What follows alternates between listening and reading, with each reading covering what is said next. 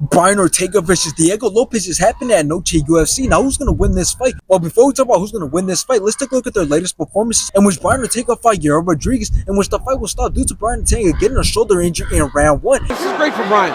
Brian wants to grab. Oh, what happened? His shoulder popped out. And at this, Brian Ortega wants to fight Yair Rodriguez once again, in which Yair Rodriguez dropped Brian Ortega twice in round one. Ortega kind of exposed his game plan. Backed up by a left. But then Brian Ortega brought it back, landed some great shots, and had a lot of ground control in round two. And then he got him in an arm triangle choke and made him tap in round three. He's got him locked up. Oh, that's in. And he's got 4 minutes. That's the tap. He got it. Let's take a look at Diego Lopes' latest performances, in which he fought Sodiq Youssef, in which Diego Lopes dropped in twice and put a lot of punishment on Sodiq, in which the rest enough and stopped the fight in round one.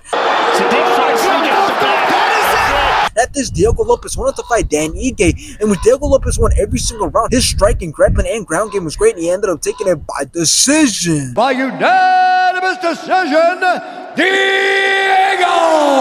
Now, finally, after this fight having to be canceled on the same day that it was supposed to happen, we finally got it. Which, before I talk about how this fight's going to go and who's going to win this fight, let me just say that we have to respect Diego Lopes, because this man has been very active. He has been fighting everyone. For his debut, he fought Mozar Evloev, which Jesse lost, but then he went on to have 4 more fights in which he won them all, which is really impressive. And he's probably been the most active UFC fighter recently. And obviously, this fight with Brian Ortega, that is going to be his 6th fight in just 2 years, which is really impressive. But now let's talk about how this fight's going to go and who's going to win this fight. Well, I said this before, Brian Ortega is fucked because he's not going to be able to beat Diego Lopes in a striking match. And that is because every single time Brian Ortega fights a high-level fighter and the fight stays on feet, he's always getting rocked. And we've seen this multiple times. And that fight against Max Holloway is definitely a good example of this. Landed nearly 200 at a 52% clip.